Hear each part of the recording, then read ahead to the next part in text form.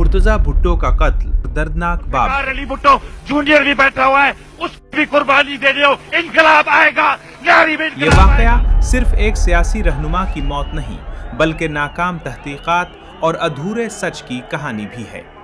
मीर मुर्तजा भुट्टो जुल्फिकार अली भुट्टो के बेटे और बेनजीर भुट्टो के छोटे भाई थे। अली भुट्टो की पीपल्स पार्टी को कहता हूँ, आप रजा खाना ब्रिगेड तैयार करो ताकि हम जाके इसराइल का मुकाबला करें। वो इब्तदा ही से पाकिस्तान के सियासी निज़ाम, खासतौर पर फौजी असर रसूख और पार्लिमानी सियासत के अंदाज से नाखुश थे। जलावतनी के दौरान उन्होंने एक सख्त मौक़िफ़ इख्तियार किया और वक्त के साथ साथ सियासी तौर पर बेनज़ीर भुट्टो से भी अलग हो गए।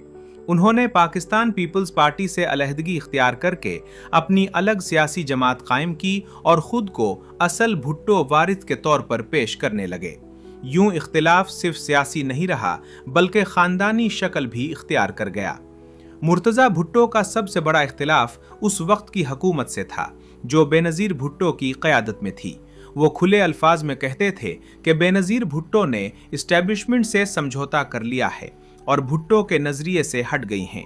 अपनी तकारीर में वो हुकूमत, पुलिस और रियासती इदारों पर सख्त इल्ज़ामात लगाते थे। इसी वजह से वो हुकूमत के लिए एक सियासी मसला और सिक्योरिटी इदारों के लिए एक हसास शख्सियत बन गए। 20 सितंबर 1996 की रात कराची में मुर्तज़ा भुट्टो की रिहाइशगाह के बाहर सरकारी मौक़िफ़ के मुताबिक पुलिस उन्हें गिरफ्तार करने गई थी, लेकिन बात बढ़ गई और फायरिंग शुरू हो गई। इस फायरिंग में मीर मुर्तज़ा भुट्टो और उनके साथी मारे गए।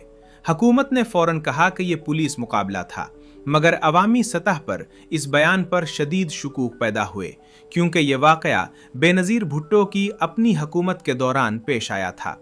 कत्ल के बाद तहकीकात का आगाज़ हुआ, लेकिन शुरू से ही इन्वेस्टिगेशन तनाज़ात का शिकार रही। पुलिस अफसरान के खिलाफ मुकदमा दर्ज किया गया, जिनमें उस वक्त के एसएसपी राव अनवार भी शामिल थे। ये केस कई बरसों तक चलता रहा। कभी कहा गया कि पुलिस ने ज़्यादती की, कभी ये मौक़िफ़ सामने आया कि फायरिंग दूसरी तरफ से शुरू हुई थी। गवाह बदलते रहे और सबूत कमज़ोर होते चले गए। बिल आखिर अदालती सतह पर यह फैसला सामने आया कि मीर मुर्तज़ा भुट्टो के कत्ल में किसी को भी यकीनी तौर पर कातिल साबित नहीं किया जा सका। ज़्यादातर पुलिस अफसरान सबूतों की कमी की बुनियाद पर बुरी हो गए। अदालत ने तस्लीम किया कि वाक़ये में शुकूक और इबहाम मौजूद हैं, मगर कानूनी तौर पर कत्ल का इल्ज़ाम किसी एक फ़र्द या इदारे पर साबित नहीं हो सका। यूं ये केस भी उन वाक़यात में शामिल हो गया जहां कानून वाज़ेह जवाब देने में नाकाम रहा। आज तक सवाल यही है कि मीर मुर्तज़ा भुट्टो को क्यों मारा गया? क्या वो रियासती इदारों के लिए ख़तरा बन चुके थे? कानूनी तौर पर कोई कातिल साबित नहीं हुआ, मगर सियासी और अखलाकी तौर पर यह कत्ल आज भी पाकिस्तान की तारीख़ पर एक भारी सवाल बनकर मौजूद है। सबसे पहले उनके इख्तलाफात अपनी बहन बेनज़ीर भुट्टो से थे। जब बेनज़ीर अमली सियासत में निज़ाम के अंदर रहकर काम कर रही थीं, तो मुर्तज़ा भुट्टो का ख्याल था कि भुट्टो की सियासत को इस्टेब्लिशमेंट से समझौता करने के बजाय मुज़ाहमती रास्ता इख्तियार करना चाहिए। वो समझते थे कि बेनज़ीर फ़ौजी और ब्यूरोक्रेटिक निज़ाम के बहुत करीब हो गई हैं, ख़ास तौर पर जब वो वज़ीर आज़म बने। इस इख्तलाफ के बायस बहन भाई के दरमियान सियासी फासला बढ़ता चला गया। दूसरा बड़ा इख्तलाफ आसिफ अली जरदारी से था। मुर्तज़ा भुट्टो जरदारी को खुलेआम करप्शन और ताकत के नाजायज़ इस्तेमाल का जिम्मेदार करार देते थे। वो चाहते थे कि पाकिस्तान पीपल्स पार्टी को जरदारी के असर रसूख से आज़ाद किया जाए। इसी इख्तलाफ के नतीजे में मुर्तज़ा भुट्टो ने पीपल्स पार्टी से अलहदगी इख्तियार करके पीपल्स पार्टी शहीद भुट्टो के नाम से एक अलग धड़े की क़यादत शुरू की, जो बराह रास्त बेनज़ीर भुट्टो की जमात के लिए एक सियासी चैलेंज बन गया।